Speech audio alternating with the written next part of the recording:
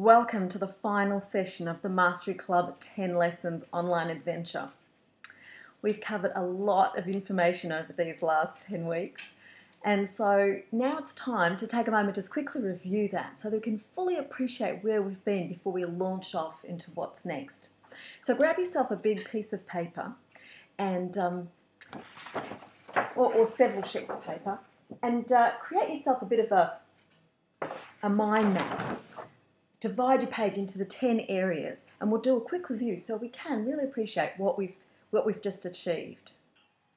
So here we go with the review of the very first session, the first lesson, which is that our thoughts are energy and we're the sculptors, we're the creators of our lives. Okay, so we looked at that video clip about our awareness, our attention, and we learned about the reticular activating system, which is the part of the brain that notices things, and it's determined by what's important to us, what our beliefs are.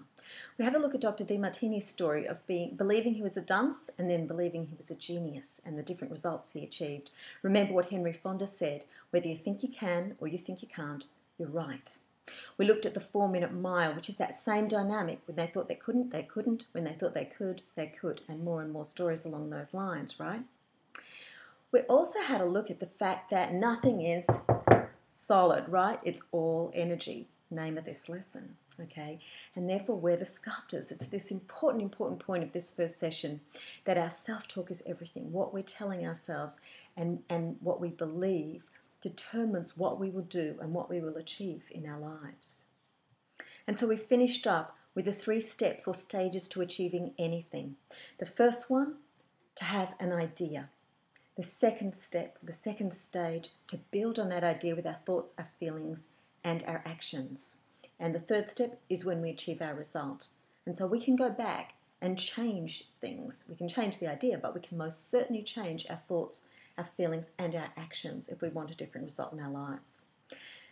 Let's have a look at that close up, and then we'll go to the second session.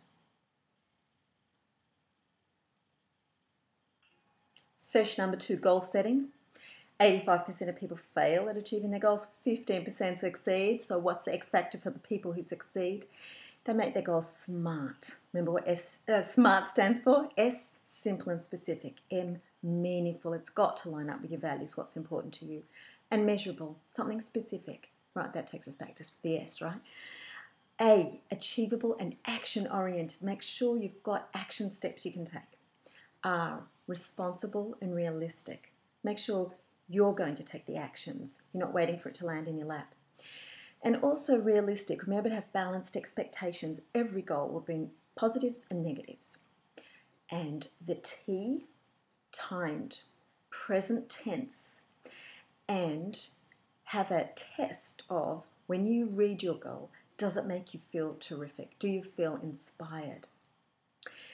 Make sure that you add some gratitude in when you formally word your goal. You know, when you say that statement, I am so grateful that I now am achieving, have achieved, whatever it is that's so important to you. And the last thing is that as you go through your day, to be aware of your language so that your language is supportive of this goal that's important to you. It's all very well to set a goal, but then if you're pulling the rug out from under yourself all the time, there's sort of not much point. So goal supportive language. That's number 2. Let's have a close look.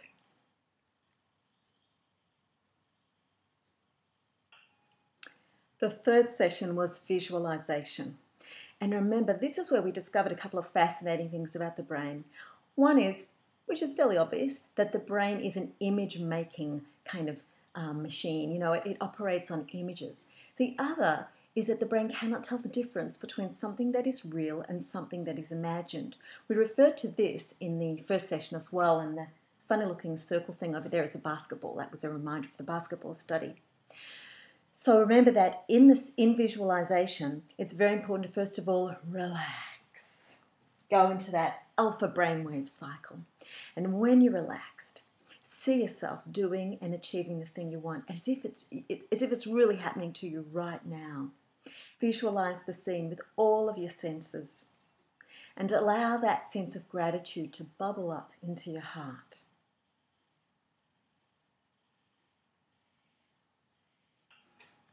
Our fourth session was treasure mapping, right? Which was a fun way of creating a visual representation of all of our goals and our dreams, the different words and pictures that will continue to inspire us.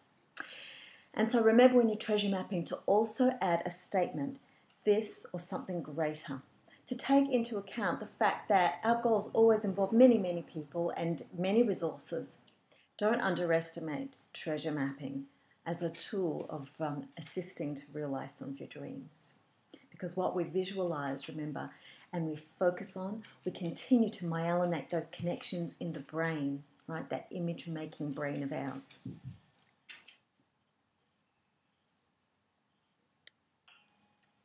The fifth session was first force, second force, third force. So the first force is your intention. The second force is the resistance that we often attract or experience. And the third force is our response to that resistance. Will we go under? Or will we rise to the challenge and meet it? Because life is a balance of support and challenge, pain and pleasure. We'll never have only one because the struggle is designed in. It's there so that we'll grow. Remember the butterfly story? How we respond is the key. Anyone can be grateful for lovely days and presents and, all those nice things. The challenge is, can we be grateful for the difficult experiences? That's mastery.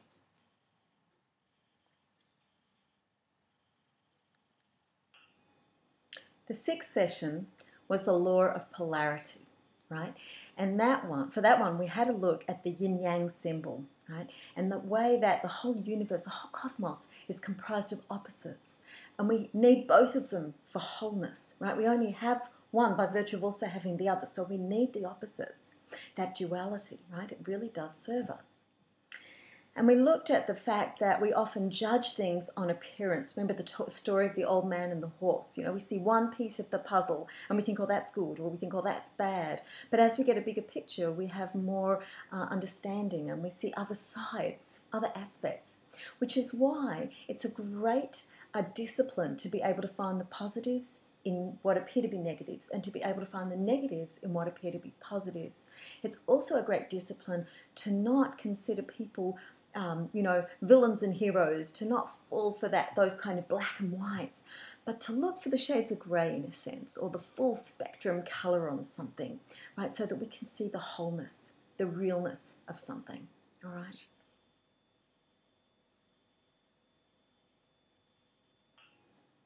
In the sixth session, we looked at the law of resonance and vibration.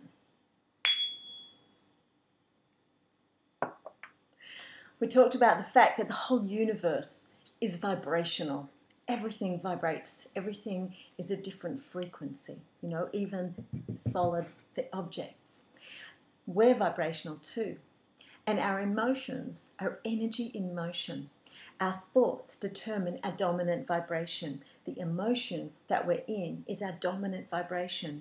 And remember that birds of a feather flock together. So whatever music we're playing, people will tune in to us who like that kind of music and for whom it's a values match. And so that's one level at which we attract similarity, you could say. We resonate with similarity. We also know that we attract difference and we attract challenge because that's how we grow. We had a look at that in the fifth and the sixth sessions. So when we're going for our goals, if we want to resonate with winning, succeeding, achieving high frequency states, that's why it's so important that we think about what's going in here, what's going around in here, and that we have thoughts that are appreciative, enthusiastic, creative, and so that we keep building our energy so that we're in harmonic resonance with the thing that we want to achieve, the thing that we want to create in our lives. So we're the boss of our emotions, right? And we can determine what we think and therefore what our dominant emotion is. That was the session where we had a look at how we either empower or disempower ourselves with our thoughts and our actions.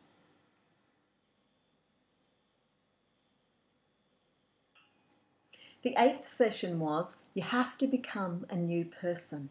The old you won't get the goal because you're going to grow, remember, in process. So we had that GROW formula for becoming a master. The G stands for the goals. Keep stretching, keep going after new goals. The The R in grow stands for that attitude of responsibility. The O stands for a circle, a club, a mastery club, a circle of support and sharing to give you that assistance that you need in the process of achieving your goals. The W is about three things. It's about wisdom, as is something that we gain through mistakes, through learning from our mistakes. It's just, we got to accept it. They're going to be mistakes along the way, but if we learn, that's all that matters, so wisdom. Another W is world, our impact on the world when we do follow our heart, do what we love and make that contribution. And then our vision grows, when we start to have bigger goals, bigger dreams for ourselves. And the W is for wizard as well, right? Which is that when people understand these principles, more and more people are what I call invisible wizards. They don't go around with the telltale signs of wizardry, the cloaks and the wands and so forth. But they actually do know how to create magic in their lives. You too. Lesson number 9 was, they're not just ideas. It's all very well to fill our heads with information, but the point is application, right? To take these ideas, put them into action so that we can achieve the results we want in our lives. And when we do that, we become leaders and we inspire others. That was the 9th session. Which brings us to the 10th session. So how are your results looking? If you've achieved your goal, celebration is in order.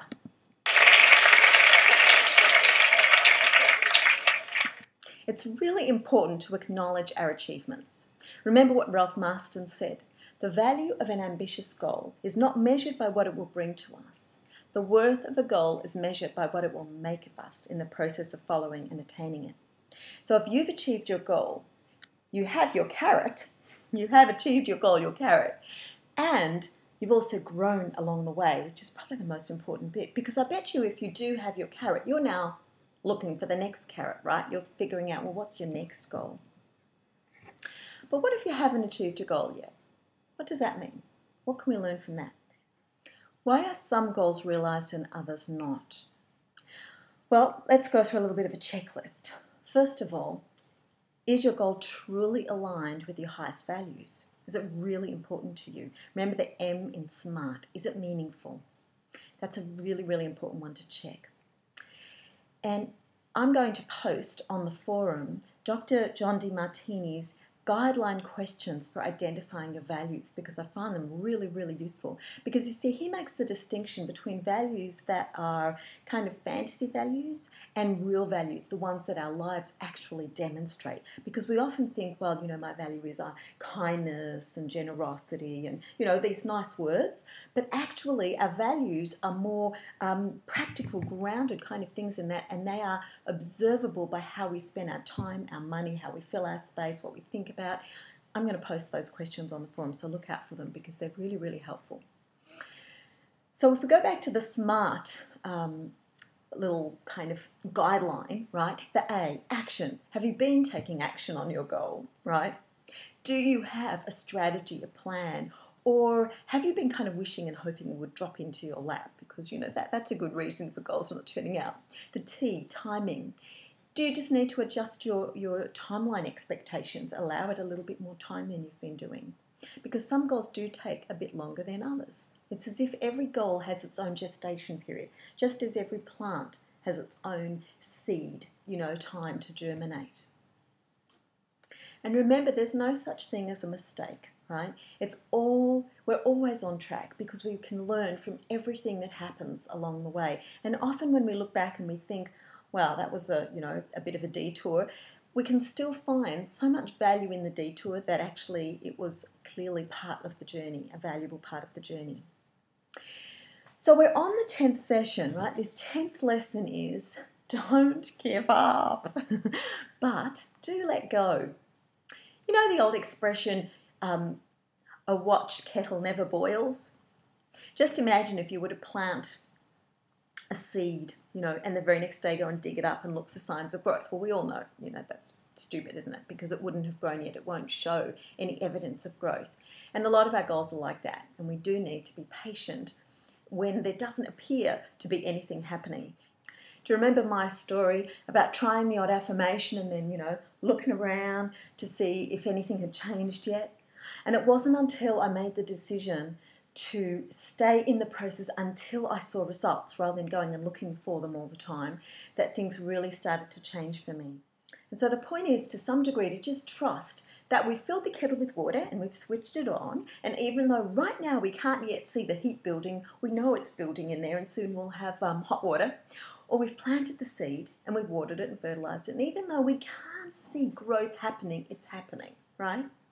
There's another expression that, you can't watch time pass. Well, in a way you can, right, if you look at the second hand of a clock. But the only way we'll be able to really see that second hand moving is because we are observing very little tiny steps, those little second hands. We can't see the hour move, right? We can only see the second. And that's why it's so important to have all those little achievable steps, because that's what keeps us encouraged. It gives us little milestones along the way that we can celebrate. And the other thing to bear in mind with this journey is that it's also very much about self-knowledge. As we set a goal and go after it and learn and grow and change and so forth, we are really learning so much about ourselves, and we're learning about the connection between our thoughts and our actions and our results, which is really gold. That's precious knowledge, self-knowledge is. So on that point, have you learnt something of value in this 10 weeks? I hope so. Have you achieved any goal? Anything? I hope so. Have you achieved something really important to you? Again, I hope so. Have you learnt about yourself? I hope so. There are 4 stages of learning. You might have heard about them. They are unconscious incompetence, conscious incompetence, conscious competence, and unconscious competence. Unconscious incompetence is when we don't even know that we don't know something. Conscious incompetence is when we become aware that we don't know that thing. Conscious competence is the learning stage, the mastery stage, when we are, or the attempt to master something, when we are having a go at becoming competent at this thing that we've learned about. And unconscious competence is when we can do the thing so effortlessly we don't even need to think about it. So when we're in the process of applying something and achieving a goal, we're often in conscious competence, and that's the most awkward stage of all. So hang in there through the journey, because in the end, if you do apply yourself to it, it will give way to success for you. It's the very, very end now, the 10th session, the very end. So I would really appreciate if you would take a moment to send me some feedback. You can either email it to me, Liliane@themasteryclub.com, or you can post it on the forum. Either one, I'd really appreciate knowing what you enjoyed, what worked for you about this program, what you didn't like, what didn't work for you, what you feel was still missing, or what you'd like more of. Any feedback like that would be great, and if you're willing for me to take a comment that I can use in promotional material, do let me know. Now, on the point of anything that's missing, if you feel that you still have questions, there's something that is incomplete for you, please let me know. Either email me or make a comment on the forum so I can respond, and we can have you feeling as complete as possible. Oh, and where mastery is concerned, don't be fooled into thinking that it's all good, remember, because nothing is. Everything is balanced. So while we are, in a way, putting mastery up as something to attain to, we also want to be aware that it has downsides. Becoming a master could result in arrogance, superiority, right? It could result in sitting on your laurels, losing momentum. Often it's when we're at the bottom of the barrel that we have the most momentum, the most desire to grow. And so mastery can be when we get soft and passive and we kind of give up or, don't bother anymore. So be aware that it is a balanced, everything is a balanced dynamic, right? And I encourage you to keep choosing new goals so you stay in the growth cycle. You keep learning, growing, challenging yourself, and don't stop and sit around on the laurels for too long, other than to enjoy and appreciate what you're creating, which is so very important, which is that celebration phase, right?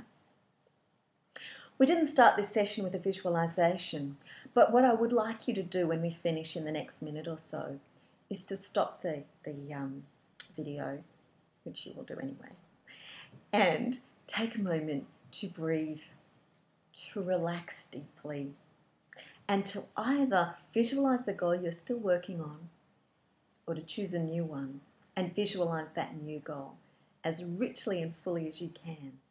Remember to feel grateful for it. And I wish you all the very best in unfolding more and more success in your life in terms of these goals and these things that are so important to you. You are joining this community of invisible wizards.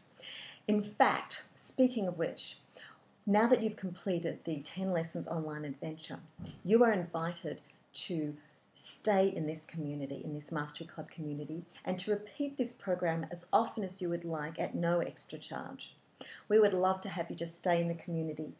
So you now have complete access to all of those 10 lessons again, so that you can review any of them whenever you want to.